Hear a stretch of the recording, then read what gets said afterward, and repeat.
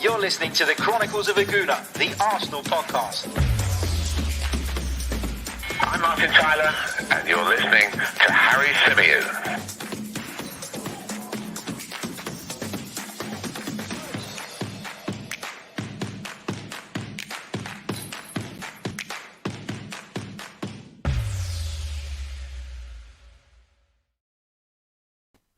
Hello and welcome back to the Chronicles of a Gooner, the Arsenal podcast, brought to you by 90 Min. As ever, I'm your host, Harry Symeou, and I am buzzing, absolutely buzzing. The North London derby this time around produced everything I could have hoped for. A cracking Arsenal performance, a shocking display from Tottenham, an incredible atmosphere, great moments with friends and special people. And on top of that, you know, watching Mikel Arteta run up and down the touchline celebrating goals for me was fantastic. I gotta say. A big hello to everybody in the live chat box. Hope you are all well. Hope you're all recovering in terms of kind of trying to get over the excitement, trying to get over the rush, because I've got to say that's the first time in a long time I felt that way when watching Arsenal, and I'm absolutely delighted. I'm absolutely buzzing. I don't want your come down to be too soon, but if you are on that kind of path, I hope you're managing it well. Very, very enjoyable afternoon at the Emirates Stadium. Very enjoyable afternoon for Arsenal fans all over the world. Wherever you are based, I'm sure you would have absolutely loved what you saw from the Gunners today. Let's say a few hellos before we get into the chat box. Big hello to Tariq, who says, got two questions for you, Harry, that I need answers to. What do you think of Tottenham? Shit. What colour is North London? North London, my friend, will always be red. Big hello to Paul James, who said, you looked as happy as I felt, Harry, at Southgate Station. Great team performance and credit to Arteta. Why don't you come and say hello, Paul? Cheers, mate. Big hello to Richard, who says, really good performance today. Was amazing seeing us being able to beat the press and attack in one swift motion. All great points. Love this one from Graham as well, who actually called the 3-1 Arsenal win, by the way, about a week and a half ago. So big shout out to Graham. He said the process is alive. Right, I'll say some more hellos and we'll take some more of your questions and thoughts and comments a little bit later on in the show. But let's begin dissecting what we witnessed today. Turned up at the Emirates Stadium nice and early today because of a number of reasons. For those of you who are outside of the UK, you might not be aware that there is a petrol shortage, a fuel shortage. Well, it's not really a shortage of the product. It's a shortage of drivers to delivering it, to be able to deliver it. And so things in London have been a bit crazy over the last few days. There's lots of traffic around, people queuing up. Wherever there's a petrol station, there seems to be traffic because people are queuing up to try and fill up their tanks. There's a bit of a craze going on about it. And so I decided today, for the first time in a long time, to take the train into Emirates Stadium. Left nice and early, got down there, grabbed the burger, had a little walk around the stadium, went into the Arsenal shop, got suckered into buying loads of merchandise, as I always do every time I walk through those doors. Enjoyed it, whatever, went into the stadium, watched the team warm up, and you could just feel it was different today. You know, people talk about North London derbies and being special, and they really are. You know, in comparison to, for example, turning up to the Norwich game or turning up to the Chelsea game earlier this season, this was in a different world. This was people buzzing, people singing, people really, really up for it. And, it was great to see that because immediately you knew that this was an occasion. And Mikel Arteta gave an interview to Sky Sports, which was aired earlier on today. And he talked about the need for Arsenal to be able to differentiate between what they need to do for the match or in the match and what they need to do to handle the occasion. And I liked the way he kind of separated those two things as two very different kind of tasks. As I say, one is handling the match, one is executing your game plan, one is making sure that you're aware of your opponent's strengths and making sure that you don't give them an easy ride. And then on the other hand, you need to be able to manage the occasion and all of the emotion that comes with an occasion such as this. Because I tell you what, Emirates Stadium today was absolutely bouncing. It was rocking from the first minute. You know, people talk about, they used to talk about Highbury the Library. They take the piss out of the Emirates Stadium, call it a soulless bowl.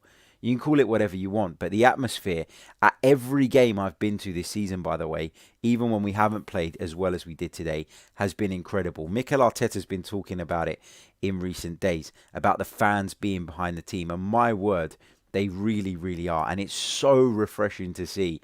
And I think the players really responded to that today. And I think that a lot of the energy and the passion and the fight that you saw come out of the team today was being kind of transmitted, if you like, from the energy of the crowd. I really do believe that. I think it makes such a big difference. I think you can really help get your team over the line. And it's why I hate kind of negativity going into games like this. You know, Tottenham Hotspur, you'd say with Arsenal this season, when you look at, forget that they were rubbish today, forget that they're on a poor run of form, and when you look at Arsenal and Tottenham right now, you would say they're quite even, wouldn't you? You'd say there's not a lot that separates the two sides. And so that home advantage then becomes key. You know, that home advantage becomes potentially a deciding factor. And I felt that it did play a massive, massive part today. So fair play to all the fans that were in attendance. And of course, a big fair play to those of you who are watching it from wherever in the world, because we were all willing the same thing. We were all cheering for the same thing. And Arsenal delivered. Now, in the lead up to the game, some of the big calls that Mikel Arteta had to make were, firstly, in the centre of midfield. Was Granit Xhaka going to waltz straight back into the team? And we talked at length, didn't we, yesterday, about how I probably wouldn't have done it. I probably would have gone with Albert Sambi Lokonga, but I understand why Granit Xhaka got the nod. And actually, Granit Xhaka was one of a number of players, or every single player played well today, actually, in an Arsenal shirt. But Granit Xhaka, I thought, looked solid. And we'll talk. The reason I'm talking about Xhaka and focusing on him right now is not because I want to make this the Xhaka show or because I thought he was Arsenal's best player. But obviously, that was a contentious decision on Mikel Arteta's part. I was talking to some friends before kickoff who said, Arteta's really put his job on the line here by picking Granit Xhaka. And I actually think it was the opposite. I actually think Granit Xhaka was the safer option, the tried and tested option, the player that everybody knows what you're going to get from. Whereas Albert Sambi Lokonga is a little bit of an unknown quantity still. And I felt like Mikel would probably go that way.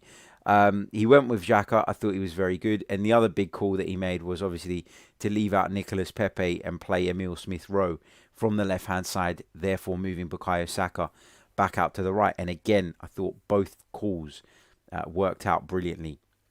Now, again, when we were talking about it inside the stadium prior to kickoff, my view on the midfield decision in particular was very much, I can see both sides of it. I would have gone Lokonga, but I understand why he'd go with Xhaka. And because I can see both sides of it, I'm going to be a little bit more reserved in my kind of analysis of it. And I will judge it come the end of the game. And you have to say that Mikel Arteta, I think, managed the game impeccably well. If I'm going to pick one fault, if I'm going to say one thing about the way Mikel managed this game, I think he probably could have made the first change slightly earlier. Just slightly earlier so that Arsenal, perhaps could have prevented Tottenham scoring a goal, prevented Tottenham grabbing that kind of foothold back in the game after they were really, really poor throughout and they never looked in it. And then we kind of just gifted them this little bit of impetus at one stage. I think it was that Xhaka went off because he was injured and Lokonga came on. But I feel like if a change was made, bringing on a fresh pair of legs, maybe 5-6 minutes before that, then it's a bit of a different game. And if he'd have done it just before Son Heung-min scored on the 79th minute, so around about 75, 74, I think we could have prevented that. Because I feel like at times in the second half, we didn't really manage the game very well. We left spaces in behind, spaces that Tottenham, of course, were trying to expose, and they managed to get a goal. And they did have a couple of chances. Aaron Ramsdale made a couple of great saves. We'll come on to talk about him in a minute. But yeah, I just thought if I was going to pick one fault from Mikel Arteta today, and this is me being very picky, I just felt that in terms of his game management, he probably should have made a change 5-6 minutes earlier than he did when Xhaka got that injury. Just before we move on, I just want to say a massive thank you to Said Abdullah for his very, very kind super chat donation. Thank you so much, mate. Really, really appreciate it. It says, Tottenham get battered everywhere they go. That was the chant today at the Emirates Stadium. I've messed up the tune there, but you know what I mean. Yeah, really, really enjoyed that one. And Said, always thank you so much, mate, for your support of the channel. Really, really appreciate it. So, that was the team selection. It was Ramsdale in goal. It was Tomiyasu at right back. It was Gabriel and White in the centre of the defence. And then, of course, it was Kieran Tierney at the back. It was that double midfield pivot of Granit Xhaka and Thomas Partey, with Martin Odegaard just slightly in advance of those two. It was Emile Smith Rowe from the left, Saka from the right, and Pierre-Emerick Aubameyang through the middle. Now, looking at kind of how those goals came about, looking at the moves, looking at the football, I was delighted because I've sat here quite a bit in the last 3 or 4 weeks expressing concerns about the fact that although I adore Emile Smith Rowe and Bukayo Saka, that we hadn't really seen enough from them in terms of turning that potential and that ability into actual outputs, into goals and assists, and that maybe they would just fall a little bit short over the course of the season. And look, they still might, but today they both delivered. You know, Bukayo Saka was brilliant in the lead up to the first goal, done really well to make the space, cuts a beautiful pass across the penalty area, and there's Emile Smith Rowe to turn it in, open the scoring. Second goal came from what I would call Arteta ball. You know, if you watch that second goal again, okay, and you watch the way the ball gets played out, Xhaka turns his man, the ball gets played on, and then Arsenal break down the left-hand side. It's a lovely cut back to Pierre-Emerick Aubameyang, although it was slightly bobbling when you watch the replay. But Aubameyang, you know, showed his quality to be able to kind of direct that ball towards the far corner and finish it expertly. But Inter in the chat is laughing that I called it Arteta ball. The point I'm trying to make is that is what Arteta is trying to do. That goal captured all the elements of what Mikel Arteta wants to see from this Arsenal team. Goalkeeper on the ball, central midfielder dropping into a deep position, receiving the ball but having the composure and the quality under pressure to receive it, turn and move it on, therefore bypassing the opponent's second line of press and then exposing the space in behind, getting up the pitch quickly, directly, cutting the ball back and finishing it in the back of the net. So when I say Arteta ball, I'm talking about goals today. We saw goals today that are the exact textbook version of what it is that Mikel is trying to achieve and trying to embed in terms of patterns of play, in terms of the way we want to break on people. And we saw the benefits of, you know, playing out from the back today as well on multiple occasions. Now, I know sometimes it's nerve-wracking, and especially in a game like that, to see your goalkeeper so confident on the ball and playing passes directly into the midfield, taking risks, taking that extra touch. Your centre-backs, most notably Ben White, putting his foot on the ball and almost inviting and willing the pressure onto him from the opponent. Sometimes it is nerve-wracking. It really is. And in a game like this, you're standing there in the stands and you're thinking, bloody hell, just move it on, just go long, just be safe. But you can see from goals like Arsenal's second today that there are huge benefits to playing that well if you can execute it right. And one of the big problems we've had in terms of executing that style of play is that Bernd Leno as a goalkeeper has simply not been up to it. He's not confident enough. He's not technically gifted enough with the ball at his feet. He doesn't believe in it necessarily. I think that comes across. I think we were talking about it in the stadium as well today. Aaron Ramsdale's position is that 5-6 yards further out than Bernardo's, which takes a bit of pressure off the defence because he is on his toes, he is alert, and it means the whole team can slightly push up a little bit more and squeeze their opponents. So, lots and lots of positives to take away from today. But if we're going to touch on individuals, Aaron Ramsdale is the perfect place to start. Brilliant in his distribution, confident in his handling of every situation, vocal in his communication. He was excellent today, and he pulled off what I would class as a world-class save. That one where he tipped it onto the bar, I thought that was sensational. He made a couple of other really smart stops as well, but that one in particular stood out to me. I mean, what a save. The shithousery as well, 10 out of 10. Taking ages to take goal kicks, free kicks, etc., winding people up. I love it. Going out of his goal to stepping out of his goal to congratulate teammates on blocks. And there was a moment in the second half where a shot went across his goal. It's probably going just wide. He got a really strong hand to it, and then Takehiro Tomiyasu was on hand to clear it out for a corner. And the way the pair of them kind of embraced each other after that moment just showed you all you need to know about how together this Arsenal side are.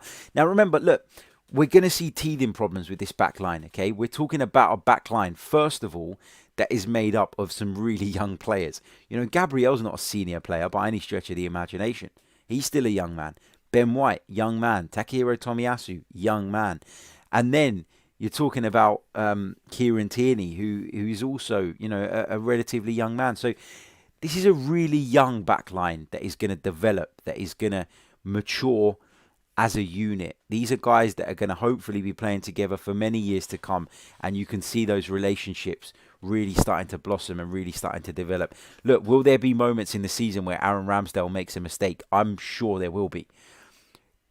Is there, a worry that playing this way does lead to mistakes and will cost us points and moments over the course of the season?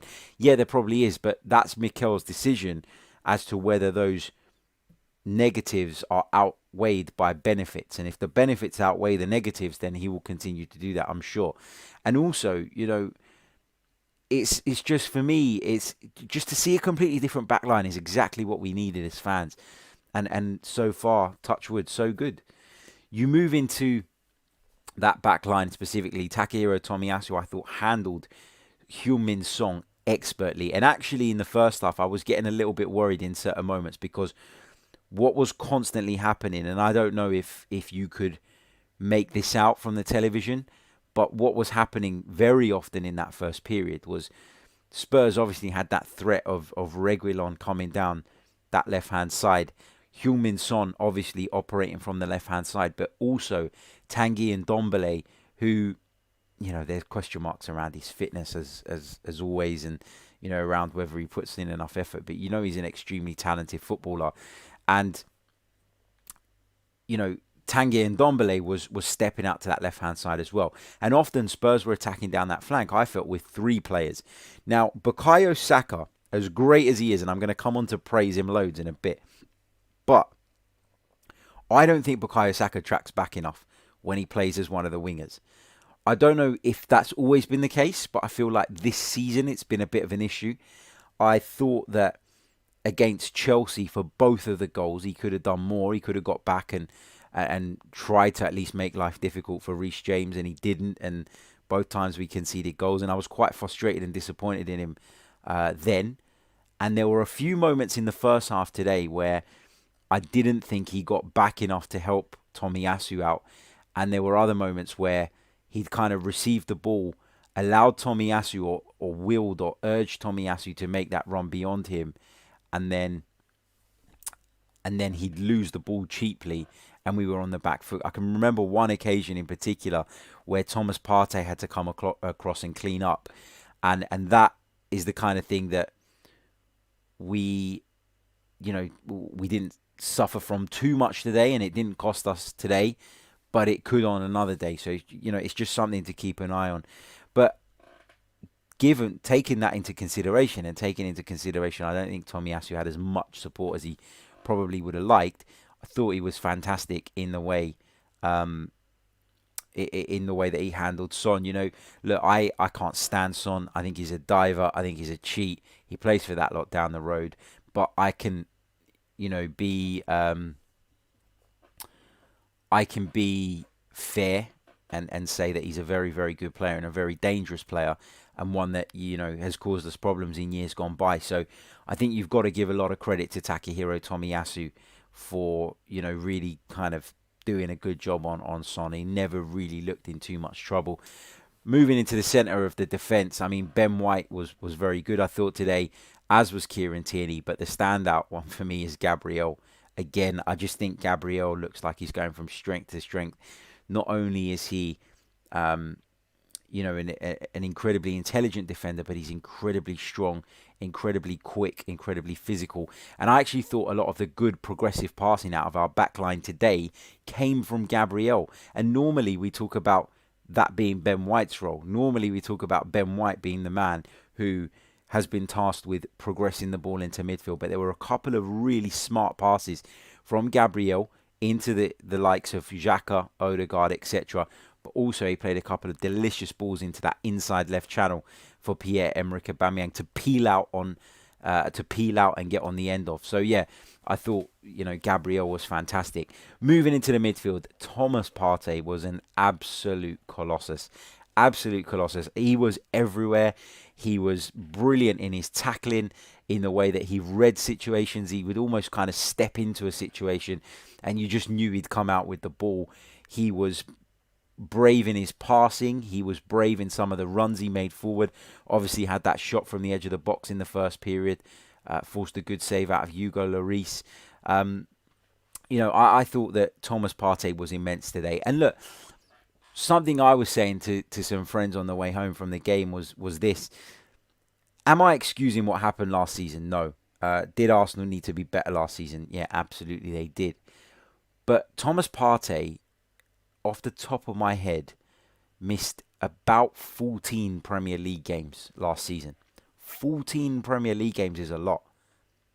That really is a lot. That's more than a third of the season, right?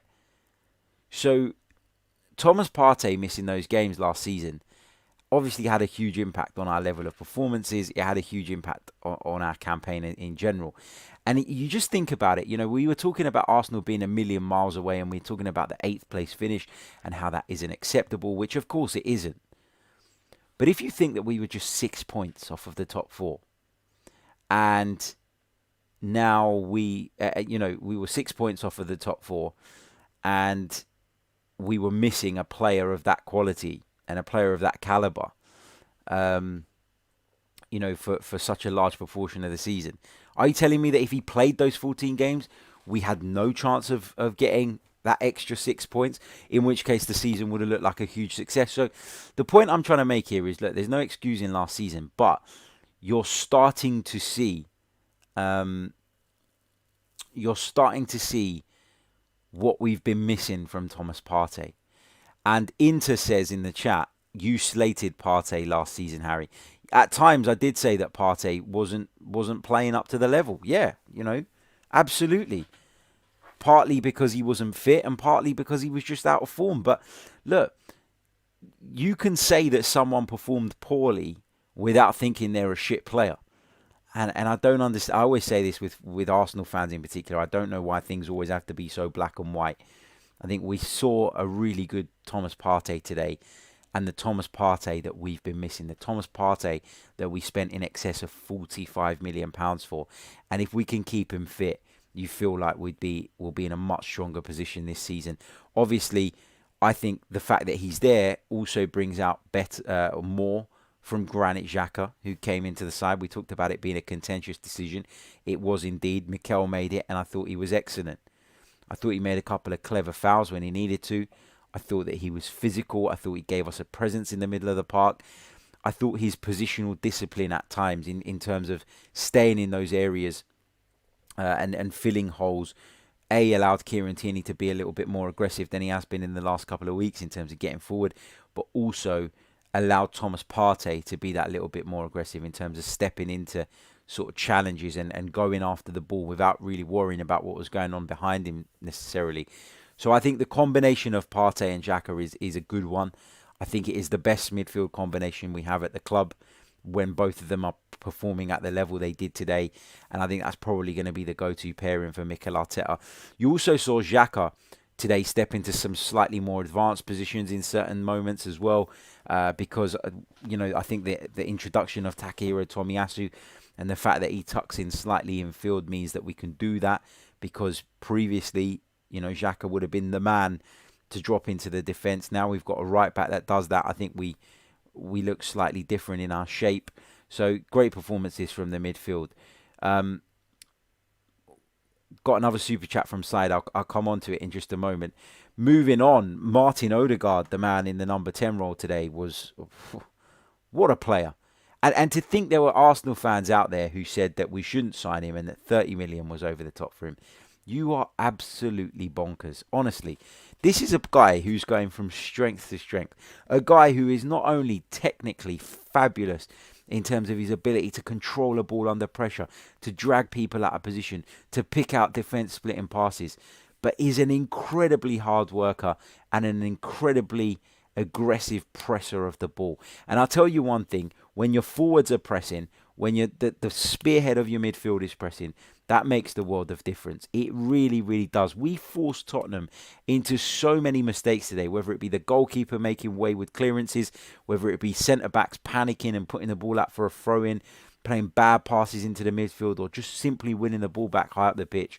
Arsenal's press today was so impressive. It was good against Norwich, and it was very, very good again today.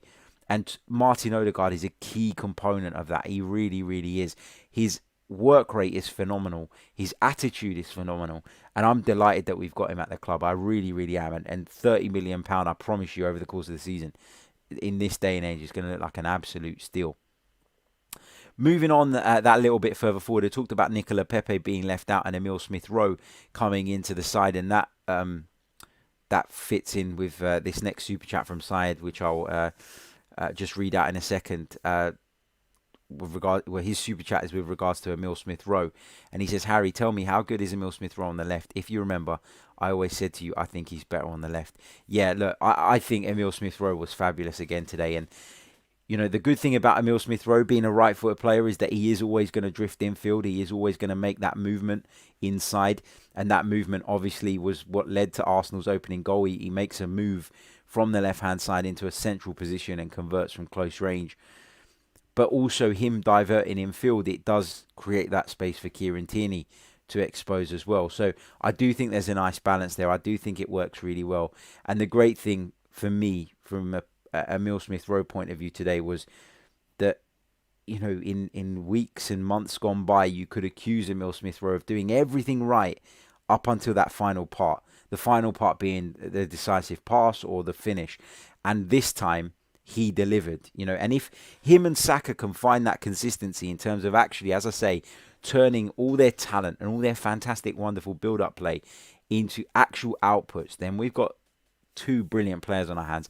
My worry is they might not be able to maintain it over the course of the season.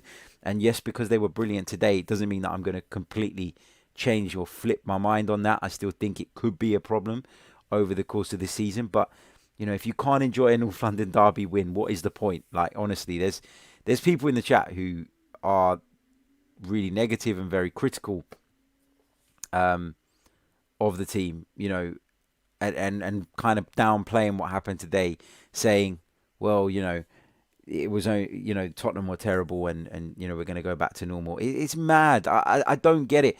Look, if you cannot enjoy a North London derby win, a comprehensive, comfortable North London derby win against your rivals like we did today, then let me tell you something. Football is not the game for you.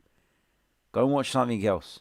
If you want to be miserable all the time, then football is not the game for you. This is the whole point of football, is that you live and you go through and you struggle through the downs, and then in a way that kind of conditions you to enjoy the highs more. And look, Arsenal are not where they want to be in the table. Arsenal are not at the level overall that we feel as fans that they should be at. But I don't see why you'd give up your time, your hard-earned cash, etc., to follow this football club, to then choose to be negative and downbeat, even after days like this. This is what we do it for. You know, people who have backed the team, who have supported the team through this really difficult period, you deserve today. You deserve this moment. You deserve to enjoy it. You deserve to feel that buzz, to feel that positivity, to feel that, you know, kind of, I don't even know how to put it, but this is what football is all about. You know, that's what football is about to me. We put in the hard graft, we deal with the shit, we take it, on the chin, and we move forward. And then we get moments like this and days like this where we have to enjoy it. Otherwise, excuse my language, what the fuck is the point? Like, genuinely. Big thank you as well to KC in the chat for your very kind super chat donation, my friend. Thank you so much. Really, really appreciate it. Hope you're enjoying the podcast and hope you enjoyed the game today as well. Thank you so much. Right. Let's touch on a couple more players and a couple more bits and pieces, and then we'll take some of your questions and thoughts from the live chat box. Talked about Emile Smith Rowe. Got to talk about Bukayo Saka. Sounded like I was having a little bit of a go at him a little bit earlier on in the podcast. I wasn't. I was just simply making the point that I do think he could probably do a little bit more at times in terms of helping out the fullback. I noticed it earlier in the season. I noticed it again at certain points today, which is why I felt that it needed raising. But in the attacking third, he was sensational. And, you know, first of all, the assist for Emile Smith Rowe's goal, but also the confidence that he has and the sharpness that seems to have reappeared after a bit of a lull for me when it comes to Bukayo Saka is really great to see. Harry Kane, by the way, who started the move for the third goal by giving the ball away and then provided the assist for Bukayo Saka by playing the ball into his path. Thank you, mate. Really, really appreciate that. But yeah, Saka took it brilliantly when it came his way, didn't he? And that's that kind of ruthlessness that I talk about that we need to see from him, from Emile Smith Rowe. That's the kind of ruthlessness that if they can find it on a regular basis, they will become two phenomenal players. The other player I really want to shout out, and I think is probably Arsenal's man of the match today for me. And I haven't seen the Sky programme. Obviously, I was at the game. I haven't seen the interviews. I've caught a little bit of Mikel Arteta's online, and I'm going to sit down and watch Match of the Day after I finish this podcast and really sort of go through everything ahead of tomorrow's podcast, ahead of the next shows. But for me, Pierre-Emerick Aubameyang was Arsenal's man of the match. He led by example. He chased, he pressed, he harried Tottenham at every single opportunity. He was a handful in the air from the long goal kick as well, which is not something you normally associate, with Pierre-Emerick Aubameyang. He took his chance brilliantly when it came his way, and his attitude today was just spot on. And it was fitting, wasn't it, that, you know, having missed the last North London derby, having been left out of the team in the last North London derby because of, you know, not turning up on time, to then get your opportunity to kind of vindicate that and do it in such a convincing way and really be a leader on the pitch, because I thought he absolutely was that today, was fantastic. And we've questioned it on this show. You know, I have on numerous occasions. Is Pierre-Emerick Aubameyang interested? Is he playing for Mikel Arteta? Well, I'll tell you what, he was certainly playing for him today. And fair play to the captain. And as I said a little bit earlier on, I thought his finish for that goal was really, really good, because the pass back to him wasn't ideal. To do that on your left foot and to go across the goal is an incredibly difficult technique. It's very easy to overswing and hit it wide. So I thought that was expertly finished by him. And obviously, he was fantastic today. Loved seeing him performing to that level again. Big hello to Michael Carpenter, and a big thank you to Michael Carpenter for your very, very kind super chat donation, mate. Really, really appreciate it. Thank you so much. He says that was a proper captain's performance from Oba today. Won so many headers and pressed relentlessly. Got the goal to top it off too. I think, Michael, you have summed that up perfectly. And thanks again, mate, for your very, very kind super chat donation. Right, let's take some of your questions and thoughts. We are going to be bringing you some more content around this game tomorrow. And tomorrow, I'm going to be joined by a very, very special guest. So we've got 2 shows coming your way tomorrow. The first one is going to be in the afternoon, live at 4 p.m. here on the channel. I'll be joined by former Arsenal man. He's been on the show before. He's returning to the programme. He always seems to come on after North London derbies. Welcoming back to the show is Jeremy Aliadier. He'll be back with me tomorrow right here to discuss what we've seen today and to discuss the situation at Arsenal in general. Obviously, Jeremy Aliadier was part of the squad during the Invincibles, has played with some phenomenal players at Arsenal, stayed in London, loves the club, gives some fantastic insight, always has when he's been on the show previously, and he joins me tomorrow for that one. So come and join us on that edition of the podcast. You'll be able to get it in all the usual places. And then in the evening, I'm going to be joined by Lee Judges, Dan Potts, Mark Partridge. We're going to be doing our little chat show where we will, of course, continue reacting to what was a fantastic victory. Keep those questions coming. I'm going to take those in just a moment. But before I do that, I just want to check in where we are in terms of likes. Now, as I always say, the likes really, really help the channel. They really, really help get the video out to as many people as possible. If you wouldn't mind hitting that like button, we're on 155 at the moment, but there are over 550 of you watching us across the multiple platforms right now. So if you could hit that like button and get us up to 200, I would be so, so delightful. Just hit the like button below the screen.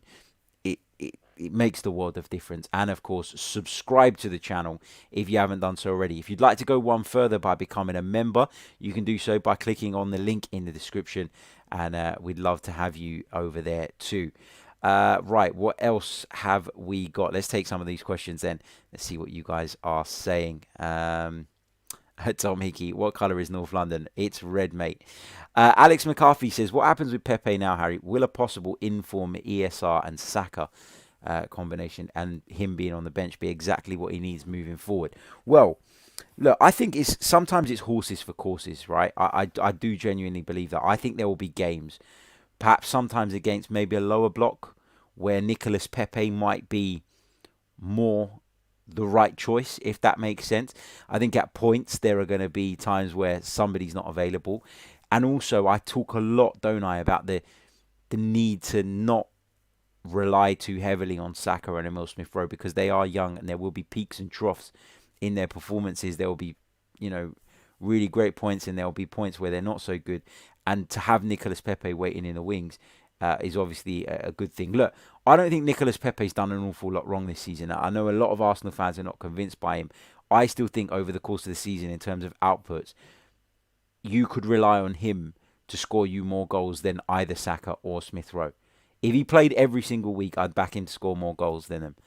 But that's not what it's all. It's not just about goals. And sometimes it's about picking the right horse for the right course, as I keep saying. And I just think today Mikel got it right. I think he got it spot on.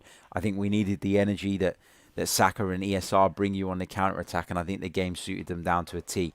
But as I say, Nicolas Pepe is a very, very important part of this squad. He'll get plenty of game time, as will a lot of the players that seem to be on the peripheries at the moment. And football nowadays is very much a squad game, and not everyone will be in tip-top form every single week, and you're going to have to call on others, and he's a good option from the bench, if you ask me. Let's see what else we got. Ale says, what do you think of the next game against Brighton? Do you reckon we could win it? I think we could win it, but I think it's going to be a very, very difficult game. And I said that going into these 2 games, I wanted at least 4 points. If we got 6, it would be amazing.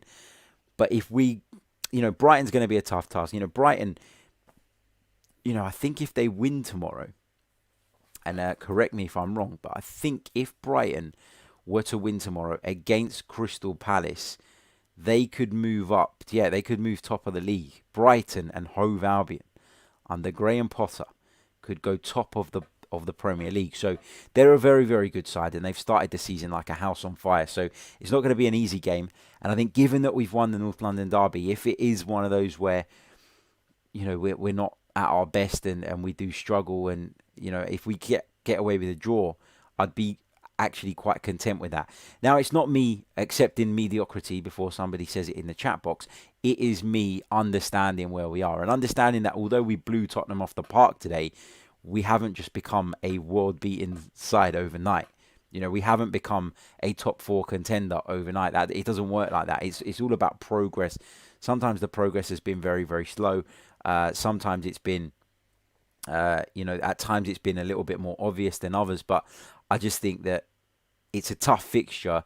And given that we've won 3 Premier League fixtures on the bounce, if we were to pick up a draw there, I don't think it'll be the end of the world. But I could tell you there'll be people who definitely will be jumping on Mikel's back if we get anything other than all 3 points from that one. Let's see what else we've got. Tulip Goswami says, how excited are you to go on Gas Tank and meet Ben and Hunter? Yes, we'll be on the 90-min Gas Tank tomorrow live at 11 a.m. How excited am I? Listen, I think that Ben and Hunter are 2 of the most level-headed, unannoying, is that a term? Unannoying or least annoying Spurs fans that I've ever met. And the good thing with them is that I think you can actually just genuinely sit down and have a great conversation about where both sides are. And although there is obviously that bias and there is that tribalism, they're not morons. You know, they're very, very smart people. They're very clued up in the world of football. They'll be honest about their team. You know that they would do that, even if the truth hurts. So I am looking forward to chatting to them, but they're not people that I'm like, you know, like when you win the North London derby, there are certain people that you pick up your phone and you message them straight away. Like my brother-in-law is one of those people, because anytime Spurs score a goal against us, he's jumping up and down. He sends me messages before the game's even up. So he's one of those people that when I came out the ground, I had to send a message to straight away. Ben and Hunter are not those type of people. I respect them, and I know they'll be going through a bit of a grieving process this evening. So we'll have a conversation. I'll try not to look too smug, and that's about all I can promise. Big hello to the Wandering Minstrel. Hope you are well, sir. He says, thanks for the balanced pod, Harry, and all the balance used here from Real Gooners. Thank you for always tuning in. Really, really appreciate it. Don Saki says, hi, Harry. Do you still think our midfield needs improvement in the next transfer window? Yeah. I think we can always improve. And I think that, you know, as I said, just because we were brilliant today doesn't mean that the transformation or the kind of development phase is complete. There's still a hell of a long way to go, and there still will be bumps in the road this season. There's no question about that. I think we can improve in those positions. I thought today the midfield was very, very good, though. I think we struck the right balance. I also think, as much as I want to give all the praise to Arsenal, Tottenham were really, really poor. And I'm sure we'll talk about that in a little bit more detail tomorrow when we continue to dissect the game and I've had the opportunity to watch it back. But yeah, looking forward to watching it back. And I'm going to watch Match of the Day tonight. And then first thing in the morning, I'm going to watch the game back when my kids undoubtedly wake me up before the sun rises, which is what happens these days. But yeah, going to leave it there, I think, because it's a nice place to leave it. Arsenal, fantastic today. I'm proud of my team. I'm proud of my manager. I'm proud of our fans. I thought everybody was excellent today, and it's a much-deserved victory. Just finally, actually, while I said the manager, if you haven't seen it already, watch Mikel Arteta celebrating those goals today. Watch the raw emotion from Mikel Arteta. Watch him leap 4 foot in the air to celebrate those goals. And then tell me that this guy doesn't care about the football club, and tell me that this guy doesn't want to be successful here. It was incredible. It was incredible. So, proud of Arteta. I thought he got it right today. Proud of the players. Proud of the fans. Proud to be a Gooner. That's what it's all about. And really enjoyed the day overall. Just finally, DMC Harper says, how have you managed to stay sober, Harry? Never said I was sober, my friend. But I'm not completely pissed, if that makes sense. But anyway, brilliant stuff. Looking forward to chatting to you all again tomorrow. Remember, as I say, 2 shows coming your way. I'll be joined by Jeremy Ali Adier for the first one. We'll be getting his thoughts on the situation at Arsenal in general, as well as the North London derby. And of course, I'll be joined by lead judges Dan Potts and Mark Partridge a little bit later on in the evening. I think that one's going to be at around about 8 o'clock. I'll keep you posted as always. Don't forget to hit the like button on your way out. Don't forget to subscribe to the channel if you are new. And we will be back very, very soon with more Arsenal and football related content. Until then, good night.